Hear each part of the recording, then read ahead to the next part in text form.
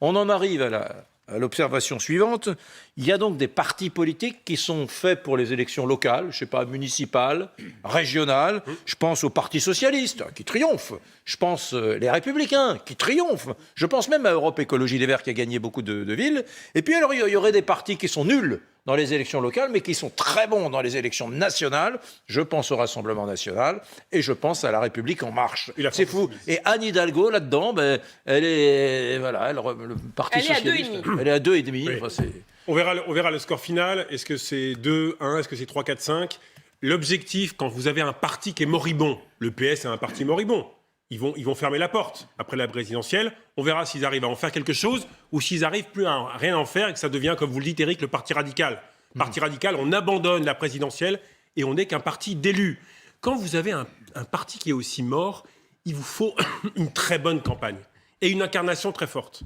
Anne Hidalgo n'a pas mené une bonne campagne et n'est pas une incarnation très forte. Pourquoi ? Parce que, image me semble-t-il trop parisienne, trop de rigidité, elle est très tenace, c'est un point fort. Mais vous savez, quand on est tenace, il faut en même temps avoir un peu de rondeur en surface.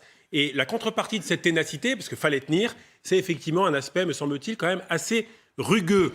Un point quand même, dernier point, qui peut-être, on met à son crédit dans ces derniers jours, c'est une constante sur l'Ukraine. Elle a tapé Jean-Luc Mélenchon et les candidats pour aller vite, pro-russes, en tout cas qui autrefois avaient des complicités idéologiques, un peu en alignement. On met États-Unis et Russie finalement à égalité. Et là, la grande tradition social-démocrate européenne, non, nos alliés, c'est avant tout les États-Unis, c'est l'Europe, c'est l'OTAN. Et là, elle a été constante. Peut-être qu'en dernières heures, ça peut lui faire gagner quelques voix, mais c'est très compliqué.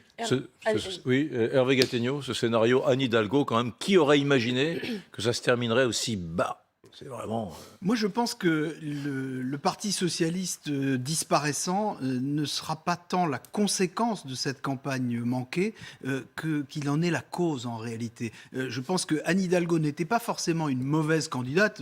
Il est clair qu'elle ne fait pas une bonne campagne, mais elle part avec un énorme handicap qui est le Parti socialiste. Le Parti socialiste, depuis le renoncement de François Hollande, n'a pas travaillé. Ils n'ont pas progressé. Ils n'ont pas inventé d'idées nouvelles. Et les quelques têtes nouvelles qui ont émergé sont, comme le disait Renaud, des élus en réalité.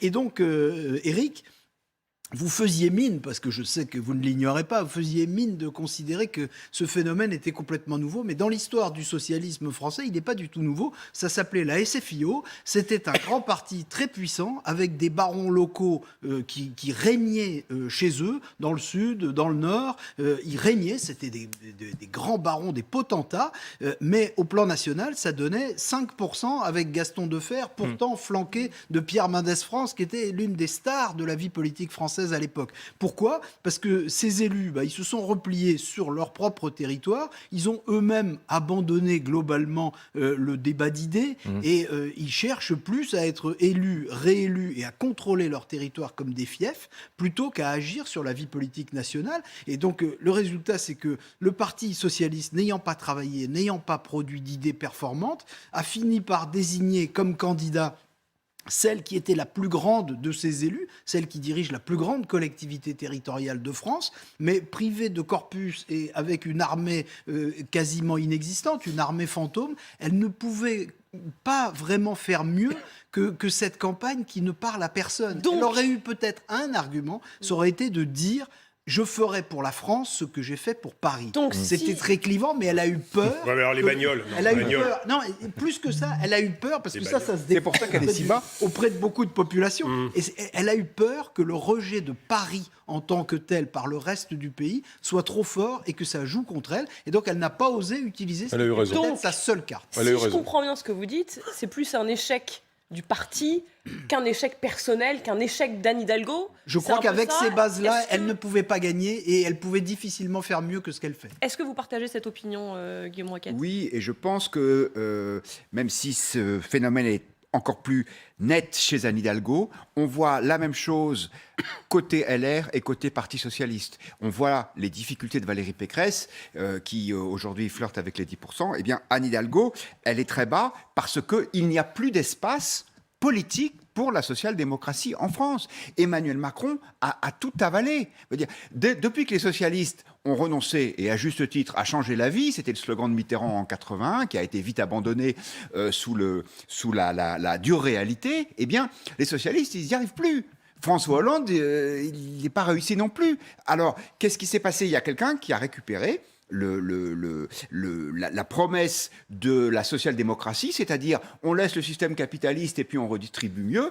Et Anne Hidalgo, elle n'a plus grand-chose à dire. Et quand en plus, ce sont ses amis même, enfin ses amis politiques en tout cas, comme Ségolène Royal, qui disent « Ah mais le vote utile, c'est pas Anne Hidalgo, parce que de toute façon, elle ne sera pas au second tour, donc c'est pas la peine de voter pour elle. » Ben, la pauvre, il lui reste plus grand-chose. Et puis surtout, la campagne présidentielle, c'est Roland-Garros. C'est pas le tournoi du coin. Ça se prépare pendant 5 ans. Ça se prépare une présidentielle. Quand vous avez décidé d'être candidat, mais attendez, mais c'est un travail énorme, personnel, de travail, de coaching, surtout sur l'organisation, sur la voix, sur l'incarnation, sur le rassemblement en amont de toutes les équipes. Bref, sinon, au premier tour, vous trébuchez. Et pourtant, des qualités personnelles, ténacité, combativité, du flair politique qu'elle a eu sur Paris, mais à un moment donné, quand vous grimpez de niveau de jeu et que vous avez en face des champions du monde au tennis, c'est très compliqué. Mais donc, admettons que là, au premier tour, le PS, Anne Hidalgo, fasse 2,5%, 3%. C'est pas grave. Enfin, c'est pas grave. C'est pas la mort du Pour eux, PS? c'est grave. Non, c'est pas la mort du PS. Si, de toute façon, il est mort. Attendez, De toute façon, il est mort. on a Je pense dit, qu'il est déjà mort. on a dit mort. la même chose. Intellectuellement et politiquement, il est Ah oui, déjà non, mais mort. ça, intellectuellement, il y a bien longtemps que le PS est mort. Je veux dire, Un parti politique, s'il n'y a plus d'idées, ça ne sert plus à grand-chose. Sauf si vous êtes capable, effectivement, de gérer correctement des collectivités locales. Alors, pour peu que vous ayez suffisamment d'argent pour recruter beaucoup de fonctionnaires, ça vous permet de vous créer une clientèle. Oui, mais c'est un syndicat d'élus. Les Sous la socialistes, 5e, ça mais oui, compte plus. Mais oui, regardez, mais vous avez raison. Mais de toute ça façon- prospère. Regardez la maire de Nantes, Johanna Roland. Regardez Maire de Montpellier. la maire de Montpellier. Carole Delga, le Parti socialiste. Bien sûr. Carole Delga, la patronne de la région Occitanie, la patronne. Vous disiez que Mais il y a des grands vous élus, disiez c'est qu'Anne ce que je Hidalgo disais. était la patronne de la plus grande collectivité. Non, c'est Carole Delga. Oui, non. Ah, c'est Carole Delga. Non, C'est Carole ça- Delga. Ouais, non, non, mais vous- ça reste Paris, mais ça, c'est vraiment la SFIO, c'est la reproduction de la SFIO. C'est-à-dire, ce sont des grands élus, mais moins ils voient le Parti socialiste pendant leur propre campagne électorale, et mieux ils se portent, y compris dans l'œil Alors, de Et vous leurs croyez, électeurs. et vous Non, croyez non, pas stop, que certains vont aller dans la majorité présidentielle? Si. Dans la recomposition, ils vont aller certains chez Macron s'il est réélu. Certains y sont déjà. Ben voilà. François Rebsamen, le maire de Dijon. Alors, les amis, voici venue l'heure de nous consacrer